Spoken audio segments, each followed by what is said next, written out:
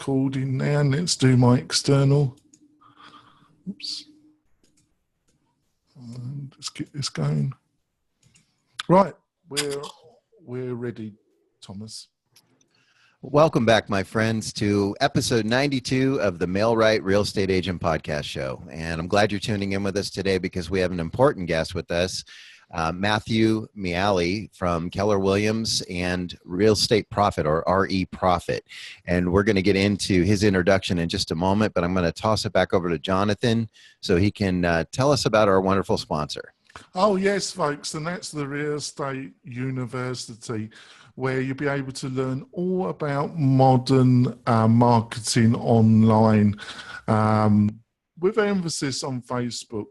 So if that's interesting, go to their website. You'll find the link on the show notes on the Mail-Right website that will accompany this great interview. And back to my co-host, Thomas. Thanks, Jonathan. Okay, and I'm going to go right over to our wonderful guest, Matt. Go ahead and tell our listeners a little bit about yourself.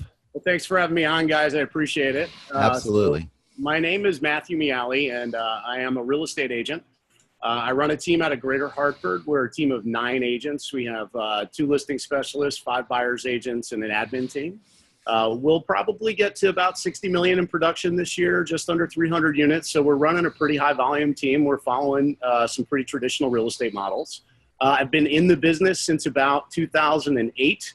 Started on the team building thing in about 2010 and really started to hit sort of the rocket booster probably about 4 years ago, where things started to come together pretty quickly. In addition to that, I'm a co-founder of a software program that is designed to help real estate agents follow their business model based on pure profit and loss and business practices that we know are going to help them get to highly profitable businesses, not just productive ones. And we launched that business about 7 months ago. We're having a wild ride, getting in the hands of as many agents as we can. And that's what got me here. So thanks for the intro. Awesome. Well, we're certainly glad to have you on the show, and going to dive into the questions in just a moment. I want to let Jonathan introduce himself real quick. Oh, hi there, folks. I'm the founder of Mail-Right. We're a software company that will help you get quality leads with an emphasis on utilizing Facebook paid advertising. And I'm Thomas J. Nelson. I'm a residential realtor here in America's finest city, San Diego, California, where I serve the military. I serve parents that are putting students into our university system, but maybe they don't want to live in the dorms. And I also work with our senior community, helping people retire or get that retirement home. All right.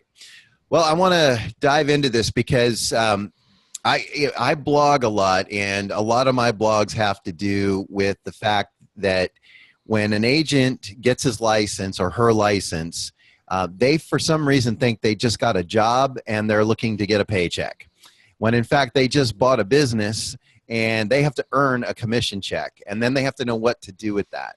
And that's why I asked Matt to join us today, because RE Profit and his philosophies that go behind it are age old as far as I'm concerned. Even though it's a 7-month-old company, I think it's a valuable company that we need in this business. Matt, would you please, before we dive into RE Profit, let's set up your background a little. Before you were in real estate, what's your background professionally?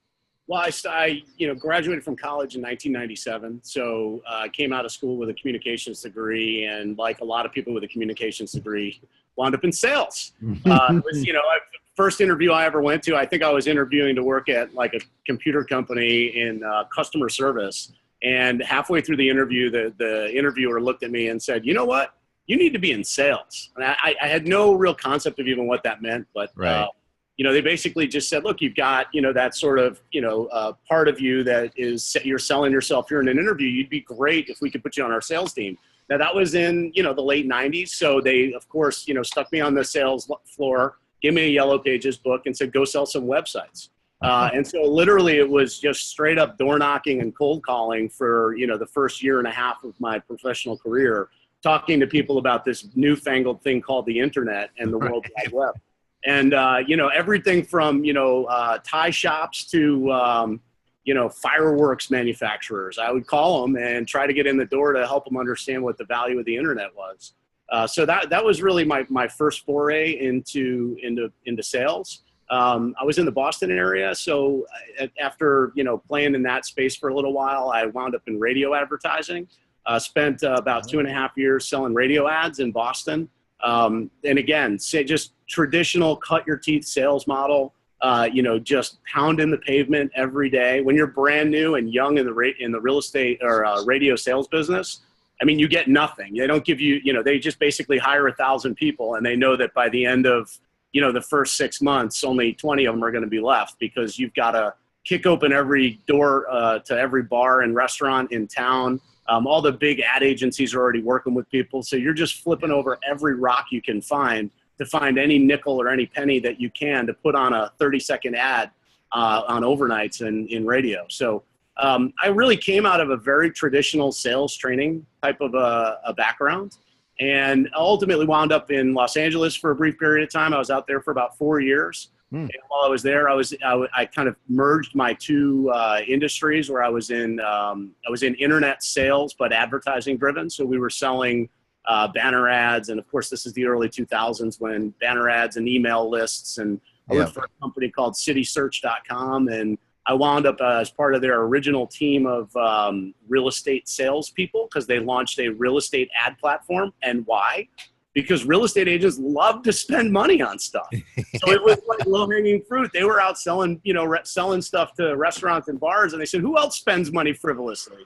They're like, oh, we should build an entire platform around selling stuff to real estate agents. So they hired me, and they said, Matt, go call on all these real estate agents, knock on their doors, and sell them $99 a month and $69 a month banner advertising packages.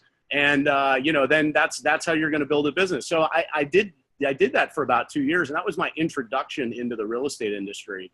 And through that, I started to understand a little bit about the metrics behind it. And as I was meeting with these agents time after time, I was like, wow, I think I could do that. I think that's something that I could get excited about. I wound up in my very last corporate role at a company called Network Communications, which is based out of Atlanta, Georgia. And they actually published the real estate book, which again, back in, the 90s was probably the predominant way that agents marketed their listings. So I was on a national sales team there and selling national real estate partnerships and exposure for companies like Home Depot and Sherwin-Williams Paints. And so I was in the real estate business, but at like a 30,000-foot overview. I was at the National Association of Realtors conference, for like 4 years in a row before I was even a licensed agent.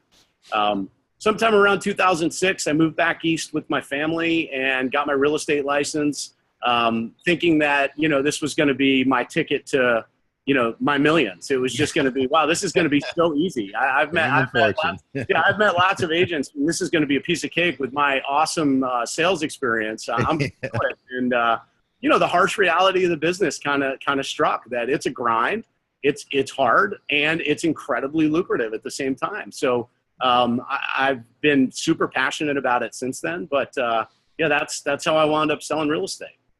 I find it interesting because your sales background really prepped you for the grind. So it's interesting that you still found it difficult entering real estate with all that skill sets, because first of all, you were selling air in radio, and then before that you were selling this newfangled concept that wasn't even tangible to a bunch of middle-aged people that thought internet was probably going to be a fad. So totally. That took some skills to do that. I would preface it by saying that the sales part of the business wasn't hard. The contacts part wasn't hard.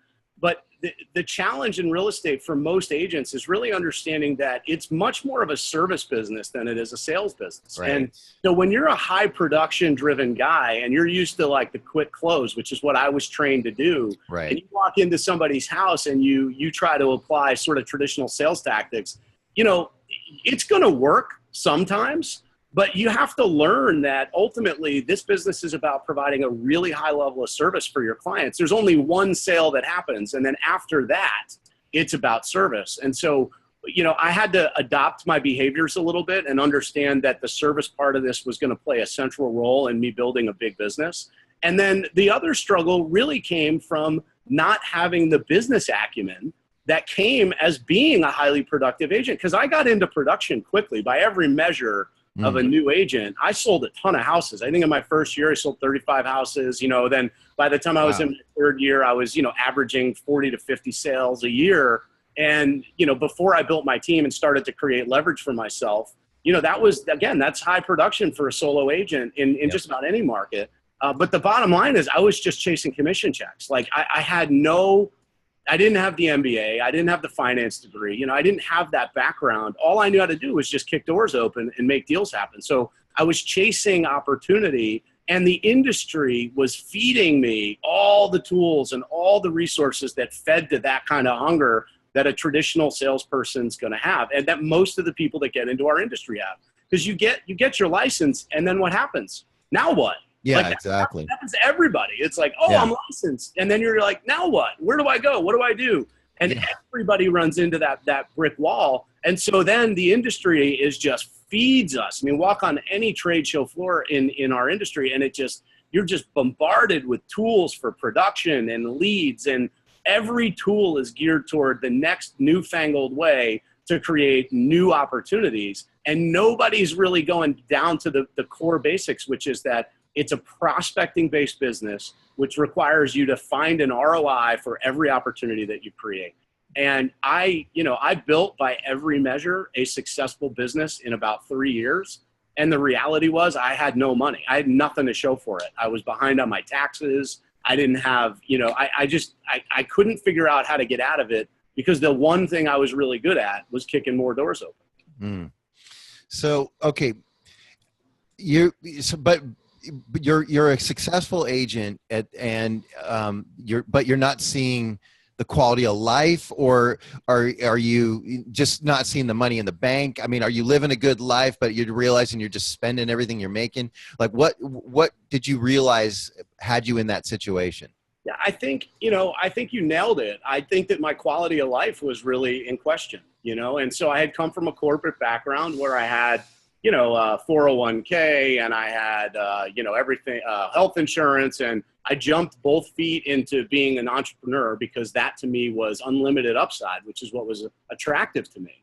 And as soon as I started to experience that unlimited upside, it was like the bottom fell out. Oh, but you also have to pay for your health insurance. Oh, but you also have to pay for all these expenses that create those opportunities. Right. And it felt like every time a new deal came in, the money was spent before I got there. And candidly, it was, like most agents can relate to. I was on call 7 days a week, 24 hours a day, because when you're at that level of production, your clients always need you. And if you don't have good business practices in place and good systems and tools to help you leverage off your time, you're just going to perpetually be chasing stuff.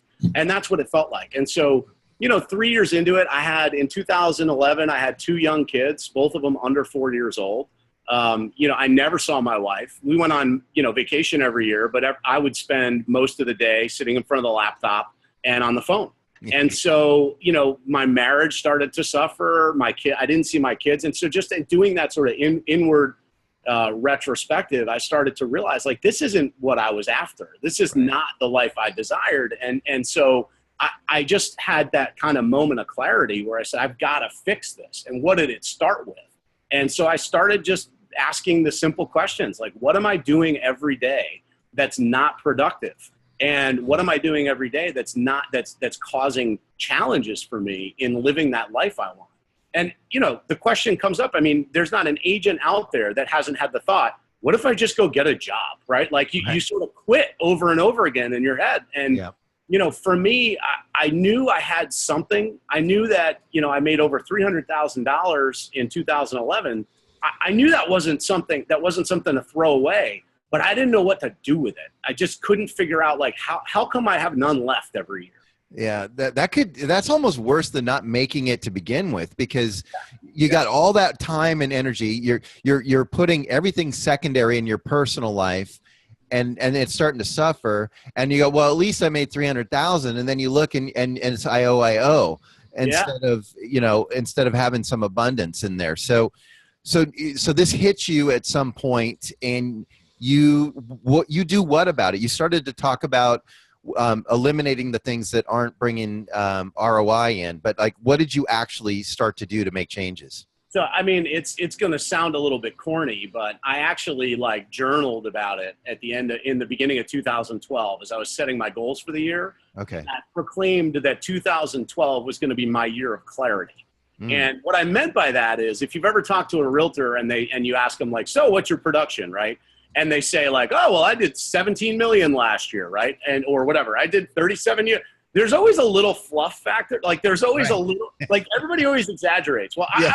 I was no different. I was absolutely no different. And so I decided in that year that if I ever talked about numbers, this was literally something I journaled about, I was going to say the real number. No matter what question it was, no matter how uncomfortable it was, I was going to say the real number. So when my wife asked, like, how much money do we have in the bank? Like, I was going to tell her $108. You know, like I was going to tell her, I wasn't going to be like, well, I got a commission coming next week. I'll be 1,000. I got this one, 14,000. I got 6,000. I was just going to be honest about numbers in my life because that's just not comfortable for me. It's not natural. You know, I'm definitely, you know, that I'm more about opportunity and I'm more optimistic. And so getting to like the real is painful. It was challenging. And so I would agree with that. And pardon me for interrupting, but you just touched on something that I think is important to point out. I don't think that all agents do that to embellish for their ego. I mean, some do obviously, but we got to stay psyched up. And this business every day just beats us down. And so we can't come from a place of scarcity. We have to think abundance, even when it's not there. But you touched on, you know, there's a fine line between keeping yourself psyched up and lying to yourself. Totally. And you're 100% right. I never embellished because it was about ego. It's just this part of you that's like, you got to stay positive or the world is just going to kick you in the teeth. And you know, real estate's hyper competitive. It's super challenging and you've got to get up every day and listen to 99 no's to get to a yes. And you know, that's just like, if you focus on the no's, like, oh, that's, you know, 77 no's, 78 no's, eventually it just wears you down. So I totally agree with you. It's a behavioral challenge. It's not it's not about being disingenuous. It's just behaviorally successful agents are wired a certain way. We're optimistic. We're drivers. We're going to go out there and get stuff done. And we're just not going to focus on the carnage that we leave behind us. So in 2012, I just decided that, you know, the carnage was the carnage and I wasn't going to focus on it, but I was going to be real about it. You know, and so I started tracking all kinds of crazy things. I started tracking how many hours I spent at home. You know, I started time blocking time with my kids. I started just being super intentional about all of the things in my life that mattered to me. And then getting real about the fact that I was not getting what I wanted. And so, and the biggest the biggest thing that I could impact was my finances. I knew that if I could, you know, manage to build my business in a way that was more productive financially, that I could have more time because I could give more opportunity away to other people. But the only way I would be able to do that would be to not be chasing one check just to cover the expenses from 2 months ago. I had to get real about what those numbers were. And so I started to just unwind this messy bag of snakes. I mean, I had, you know, maxed out credit cards and I had all the earmarks of, you know, somebody that was a financial disaster. Yet I had awards and medals and I was on our agent leadership council and I was teaching classes in our market center, you know, so the outward appearance was like, oh, this is the guy you want to emulate. But like behind the scenes, you know, it was a mess. And I was super embarrassed about it. Obviously I can talk about it now because I'm on the other side of it, but it was a really embarrassing part of my life that I couldn't get a handle on. Yeah. And the dirty little secret. Yeah, exactly. And you know, what changed for me, what really changed was that when I got to the other side of it, I caught up on my back taxes. Like I just hustled my butt off to get to a point where I could finally get even. And it was probably like late 2013. And I was at a retreat with my colleagues from my market center. These were all the top producing agents. And at Keller Williams, we have a panel, which is called the Agent Leadership Council. And it's comprised of the top 20% of agents in each market center. And there's an annual retreat where you go away and you sort of mastermind for a day around what are the things that would be beneficial for the market center. And I brought up the topic of, you know, being more financially aware, of our businesses and treating our businesses more like businesses. And this was, again, 2013. And I shared in a vulnerable moment, right, with my colleagues, this struggle that I had had, and fully expecting everybody to sort of pat me on the back and say, well, good job for you, Matt, and we're here to help. And in fact, what happened was the exact opposite. And it became super clear to me at that moment that this is a pandemic. This is not just a Matt Miale problem. This is an industry problem, because there were 12 of us there. And one by one, literally every single person there shared a personal story of financial hardship that they were either experiencing at that moment or had experienced. And keep in mind, these are all the top producers in our market center. These are all people making over $200,000 a year. And every one of them, you know, somebody had their car repossessed. Somebody was in the middle of foreclosure. Like, it was just a disaster. And I was so moved by that incident because, again, I was already emotionally sort of resonating because I was telling this story about my own struggle. And I just poked my business partner in the ribs, and he's our operating principal in Greater Hartford. So he's part of our leadership team there. And I just looked at him, and he and I share this passion. And I just said, we have got to do something about this. Like, there's got to be a way. And it really started with us just trying to help those 11 people in that room. That was the impetus behind what is RE Profit today. We just said, let's get ourselves in a conference room. We're passionate about this, and let's figure out how do we solve this problem for those people. And it started with, let's get a partnership with a bookkeeper. Then it was, teaching everybody how to use mint.com, trying to customize stuff. And there were just, we brought QuickBooks we brought a QuickBooks expert into the market center. He and I started teaching classes around real estate agent financials in our market center. And what came of it was the realization that you will never teach a realtor how to be a bookkeeper. That is not going to happen, right? They're not going to slow down long enough to learn to be a bookkeeper or an accountant. You have to make that part of the business turnkey for them. Right. And so we didn't set out to build a software company. We set out to solve a problem. And then what became real was, well, if you could use technology to do this stuff for you, agents could just plug in and it would solve the problem for them. And so that's how we got to where we are today. Okay. Now, before we dive into RE Profit, I want to check in with Jonathan. How are we doing for sponsor ID, Jonathan? I think we need to go to our break, actually, Thomas, and then we'll come back and we're going to find out how you can improve your financial situation with some guidance from Matt and his company. So we'll be coming back in a minute, folks. We're coming back, and Thomas is going to delve some more with Matt about how you deal with this awful situation. All right. And Jonathan, you jump in whenever you want here, sir. So let's talk about RE Profit, because now we've got the behind the scenes of how we got to this point. But now this went beyond serving 12 people. This has now become a full-scale company with technology behind it. So first of all, can you explain what the product and service actually is? Yeah, I mean, it's about as rotisserie as you can get in the bookkeeping world. So, meaning we built it so that it's set it and forget it, right? So effectively what RE Profit's going to do is it's going to link directly to an agent's business bank accounts, personal bank accounts, and credit cards. It's an unlimited number of accounts that you can link to. It pulls all of their transaction data directly into our system. It auto-categorizes the expenses, puts them into pre-bucketed budget columns that are based on proven models and systems. It red light, green lights where those expenses are so that it tells you if you're overspending in a particular category or underspending based on what your volume of production is. So once that all comes together, you immediately are looking at a real-time, fully functional profit and loss statement, which if you're running a business, not a hobby, that is the fundamental building block behind how you determine whether you have a profitable business or just a productive one. And it all starts with that P&L. So when we deliberated over how we wanted the software to work and what we wanted to give to agents, I mean, there's 100 million bells and whistles from the finance and accounting world that can be valuable. But we really wanted to keep it simple enough so that agents could look at it and start to ask the important questions about what parts of their business are working really well.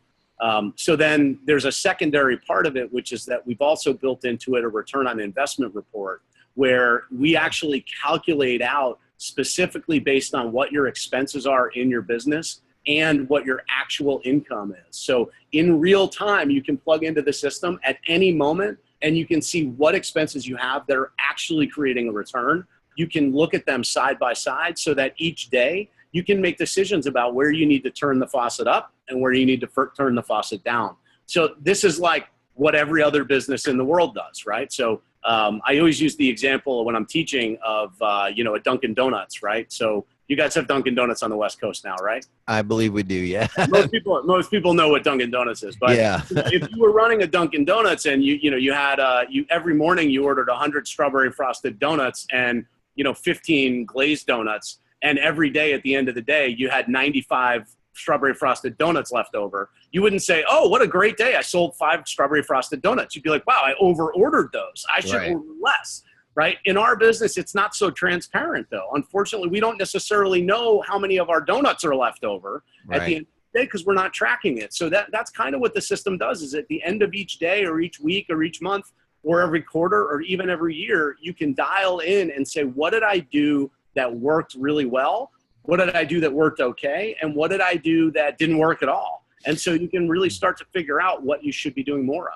Let me ask you on that, because I can see where some things would be specific. Like I just sent $400 for these just listed postcards for the specific listing, so that's trackable. But what about something where like it's more generic, like you did a mailer, so I mean, or something that's a little more spread out. How does it know like how much credit to give that for ROI, based on a paycheck, or I'm sorry, bad word there, a commission check. Right. You know what I'm saying though? Like, how does it know? What's the intelligence behind that? So, that is, we limited how much interaction an agent has to do with the system as much as we possibly could. The one thing that only an agent is going to know is the source of the income that they just brought into their business, right? So every single transaction comes from something. And it could be a relationship, it could be Sphere, it could be a mailer, but somehow the phone rang and somebody said, hi, this is Joe and Sally Smith, and we want you to come list our home. Right. And at some point, if you're running your business, even if you're not even running your business like a business, you're going to say, great, how did you hear of me?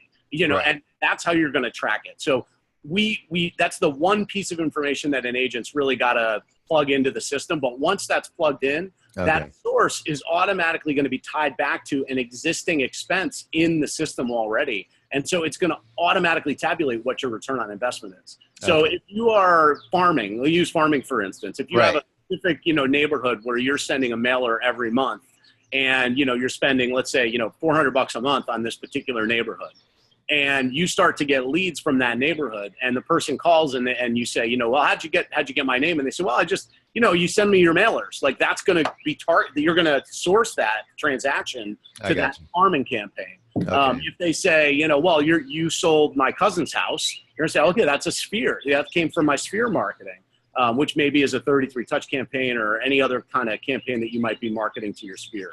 Okay, that makes sense. You're gonna as an agent, you're gonna have to track that. Okay. All right. So there's a little bit of work involved, but this plugs in the same way QuickBooks can plug into your accounts. But now, I'm going to give you a devil's advocate question. QuickBooks is a large company, and probably people give it a little more leeway in cybersecurity. What assurances do people have of their accounts being safe with RE Profit? Yeah, so when we set out to build the system, we actually partnered with a large software development company, actually based right where I am today here in Washington, D.C. And their specialty, they're renowned as one of the top security specialists in the country. And they actually do a bunch of work for like the Department of Defense, Department of Homeland Security. That is their niche, is security. So we knew that as two real estate sales guys, Our credibility in that space was going to be, people would say, well, did you build this in your garage? And it's like, no, we didn't.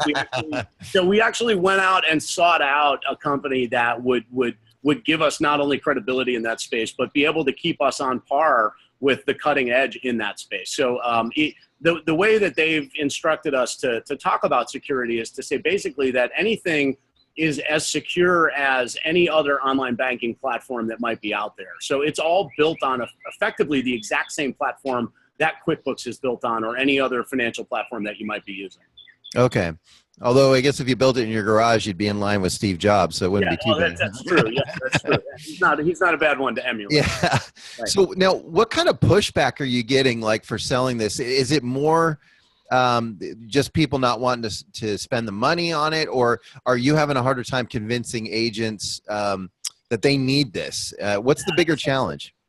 Such an important question, and one of the most intriguing things that I've experienced is that if you stand in a room of 100 agents and you ask them, how many of you believe that you should be running your business off a profit and loss statement, 99 out of 100 will raise their hand. Right. And then if you say, how many of you are running your business off a profit and loss statement, 2 to 3 of them will raise their hand, right? So it's really fascinating. So we actually don't get a whole lot of pushback in regard to people not needing it. It's more that I think that there's a learning gap that exists, that people are intimidated by it, because it's just like, great, now what do? I know the first time I looked at a profit and loss statement, not only for my business, but just in general. I mean, when the first time I looked at it for my business, I wanted to throw up, because number one, it told me very clearly that I was broke and I was spending way too much money and that I had to sell way more in order to ever get profitable. But number two, it's massively overwhelming. It's just a lot of numbers on a page, and they don't mean anything to you unless you start to ask the important questions about, what do these numbers mean? What are they supposed to be? Because otherwise they're just numbers, And so what we did in the system is we really matched it up to real budgets based on real performance of real agents, so that the system tells you not only what you're spending, but what you're supposed to be spending. So we actually baked the learning right into it. So, it's intended so that an agent can plug in, and then not only do they see what they're doing, but also what they should be doing based on what their volume and production is. So the most of the pushback just comes from people that are intimidated by what they're going to see. Okay. Just like, I'm not sure that I know even what to do with it. And that's why one of the things that we learned early on when we first started rolling this out is that we actually provide a 30-minute coaching call for each and every new user. So we do a one-on-one onboarding. We have a team of onboarding specialists that bring each new user on, and we show them all the features and systems and tools and things that you need to click on and what to do and what it means. And that's been enough for most agents to really get up and running with the system, so that they feel confident enough, again, to take the deeper dive. That's what we want to do. We just want to bridge the education gap. So, and it's, you asked, is there pushback on the cost? Well, we give this away for free for 60 days with a love us or leave us guarantee to any agent that wants to try it. So literally, we will onboard you. We will put you into the system. We will help you get up and running without ever charging your credit card. And we believe so firmly that this is, and we really believe it's an industry changing platform. I mean, we feel like we're going to help educate agents on how to run their businesses like businesses and move away from it being, more of a hobby. Yeah. Well, I mean, and, I think in our industry, especially, we celebrate gross more than we ever talk about net. And where I'm going with this is, having a budget and that keeps your net in the black may sound like a restrictive thing to do. It's like putting the leash on, but it's really freedom. Wouldn't you say that it's actually giving people more freedom? I mean, it's liberating. It literally, that is the word that I used when I was in that seminar or that retreat with my team. I used that word. I said, the most liberating thing that I've done is to get real clarity around my numbers, because you suddenly, you're not guessing anymore, and guessing just comes with risk, and risk feels uncomfortable. And if you're running a business that way, where the risk could be the difference of you making your mortgage payment or not, it's just not worth it. Like, that's just not a life that anybody should have to live, particularly in this industry where the rewards are so great in this business if you just dial into the practices that you need to dial into. It's such a rewarding business. I'm not saying it's not hard. It is hard, but but ultimately, these are simple things. If you want to run a successful business, it's just the tools are there. You just got to use it. Well, and I would imagine too that once you get over the initial creation of this habit, it becomes kind of second nature, and it just, it's not taken up every day of your life. I mean, once you get it set up and you get yourself conditioned to it, it's a habit of success. But I mean, you raised a good point earlier, because I mean, if you're guessing at your finances, I mean, it's like hiring a contractor to build you a house and he shows up without a tape measure, exactly. or blueprints. Exactly. He's just like free flow building you a house. Yeah. It's like, it'll be done. When it's done, it'll be done. It'll be great. It'll be great. But yeah, that's unfortunately how a lot of agents are living their lives. We're just winging it when it comes to our finances, which is crazy. Because you wouldn't even accept that if you were going to take a job. Imagine if you went to a job interview and they said, I would love to have you come and work for me for 10 to 15 hours a day, 7 days a week. I can call you anytime I want. You're going to have to answer emails at all hours of the day. And I might pay you. I might not. Right. Who would take that job?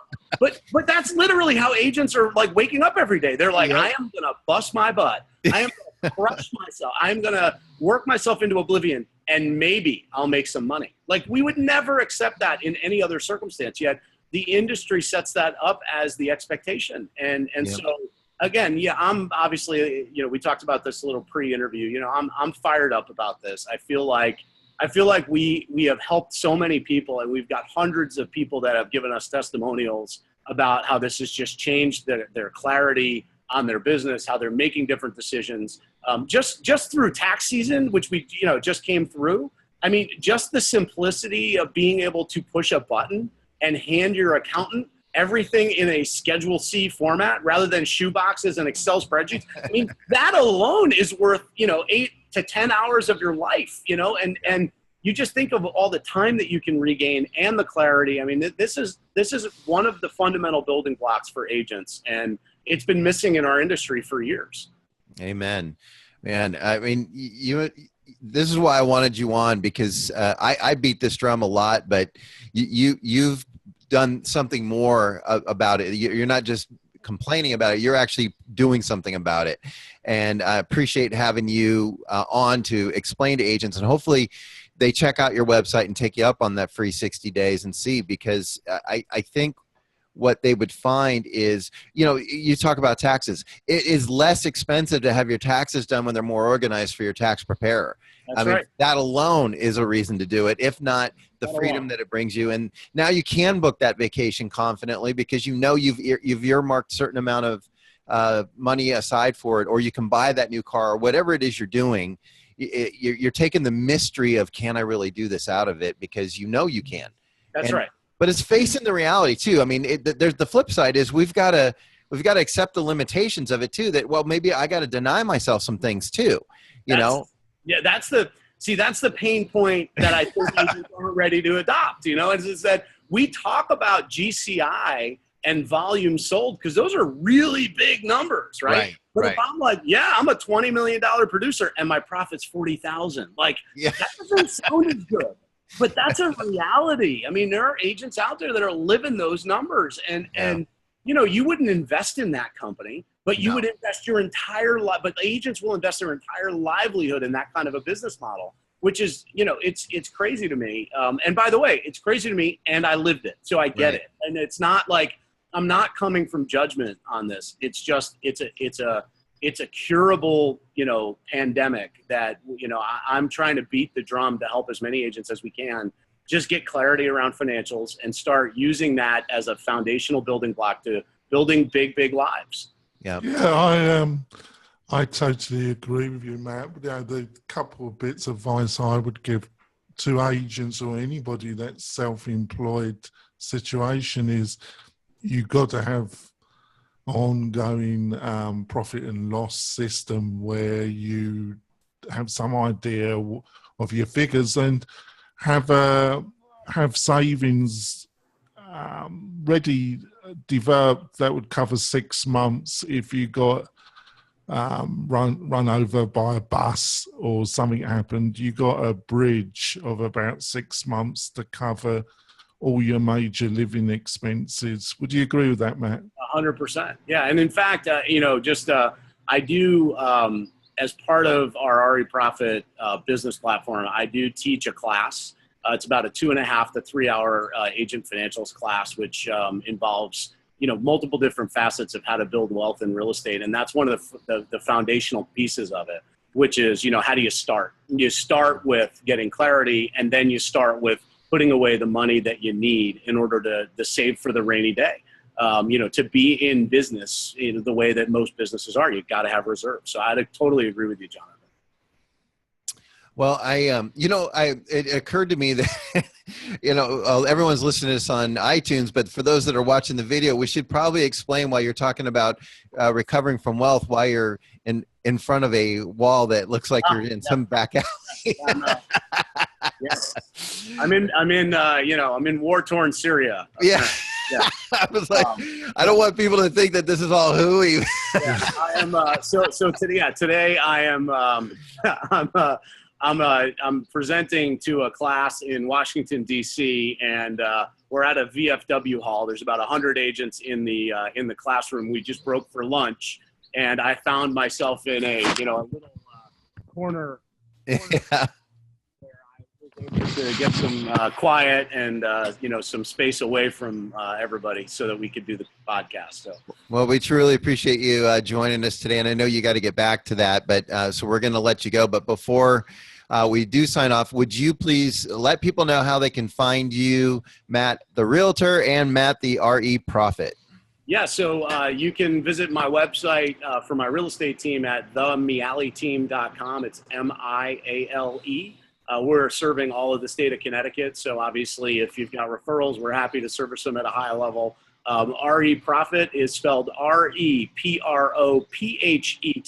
So we did a little play on the profit in that we're trying to predict and help your future in the real estate business. So a little play on words there. But that, again, is reprofit.com.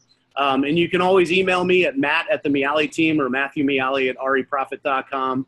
Let me know if anybody wants to take advantage of a trial. We're happy to get you set up and do a free onboarding. And I really can't thank you enough, Tom and John. Thank you for having me on. Absolutely. Really appreciate it. And, let us know if we can ever help in any way. Well, and we'll definitely have all your contact information and the 60-day offer on the MailRight website for the video, so people will know about that. Awesome. And just appreciate having guys like you in the industry that take it beyond the inward focus and are trying to help other agents and turn this 80% failure rate, which is rapidly turning into 90%, according to some of the stats.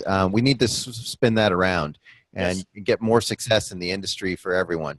Yes, indeed. Yes, indeed. Thank you very much. I appreciate it. My pleasure. Jonathan, do you want to sign off and let people know how they reach you? Yeah, sure. It's quite easy, folks. You find me on Twitter on my personal profile at Jonathan Denwood. You can email me, jonathan@mel-right.com, or you can go to our Facebook page where you'll find these interviews in video format on that page and friend it. And what I would say, folks, if you're getting value from the show, please leave us a review on iTunes. It helps the show be found by other agents. And if you can leave some comments or email us about what subjects you would like us to cover in the coming months, that would be helpful, because obviously we want to cover subjects that you really want to hear some experts about. And what me and Thomas are dedicated to provide value through the show, through education, aren't we, Thomas? Absolutely. We're trying to do our part here too. Right. So Thomas is going to be on his own next week. I'm going off on an online SEO, search engine optimization course, run for 4 days. So he'll be running the show. So if everything goes wrong, it's totally his fault. We'll see you next week, folks. Bye.